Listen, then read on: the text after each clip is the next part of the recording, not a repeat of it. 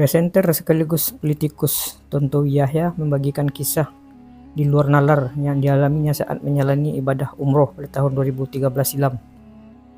Cerita dimulai ketika Tontowi Yahya berada di Masjid Nabawi, Madinah. Di sana dia melihat terdapat antrian panjang orang yang hendak masuk ke Raudhah. Singkat cerita, Tontowi pun berhasil melewati antrian panjang dan masuk ke area Raudhah. Di sana dia mengaku sempat melamun lantaran bingung doa apa yang ingin dipanjatkan.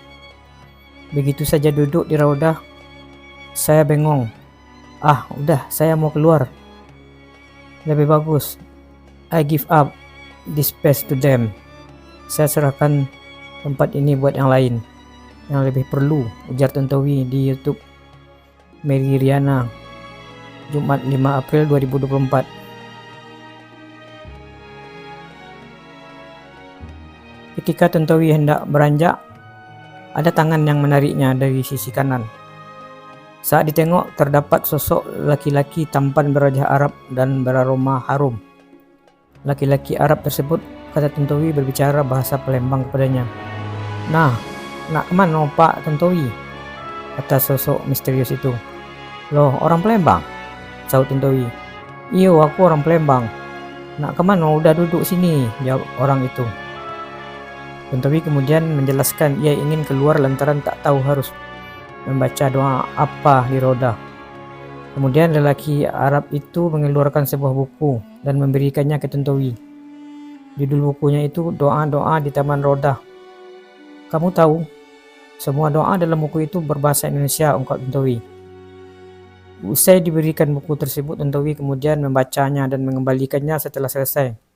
Namun buku tersebut justru diberikan untuk Tontowi.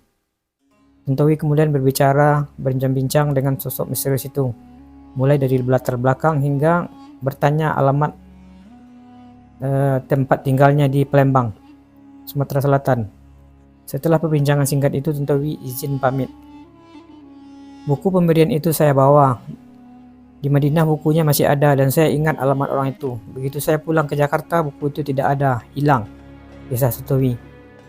Berbekal ingatannya, Tontowi kemudian mencari alamat sosok misterius tersebut di Palembang. Namun setelah diselusuri, alamat itu tidak ditemukan.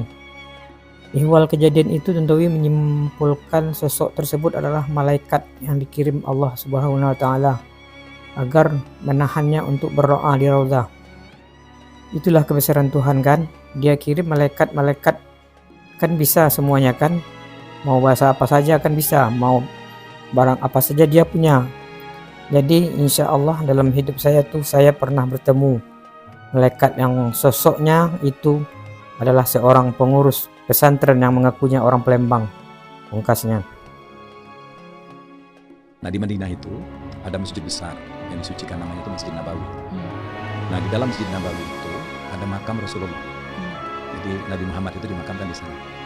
Nah, ada space kecil antara makam Rasulullah dengan tempat podium dia suka memberikan khutbah. Ada taman kecil banget, itu namanya Taman Raudhah. Taman Raudhah itu artinya taman yang indah.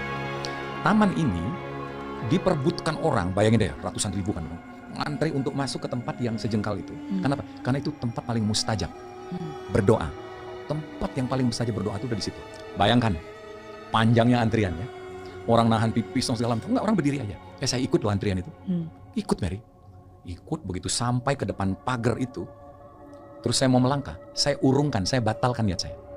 Saya balik ke belakang, balik ke belakang, tapi saya bilang, sayang ini. Kenapa coba saya batalkan? Karena saya nggak tahu saya mesti berdoa apa. Saya nggak tahu. Mendingan orang di belakang saya gitu, yang mendapatkan kesempatan itu. Akhirnya, ya udahlah saya bilang. Saya kemudian akhirnya masuk karena saya lihat ada tempat kosong. Bayangkan Mary, di tempat jajaran orang lagi duduk, ada tempat kosong.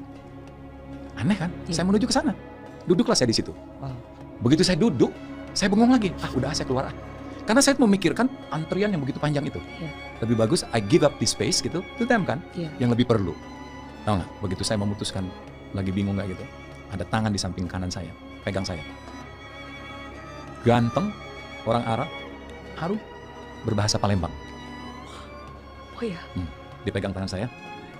Bahasa Palembang itu, nak kemana? Pak Tantowi, mau kemana Pak Tantowi? Loh, orang Palembang. Iya, aku orang Palembang.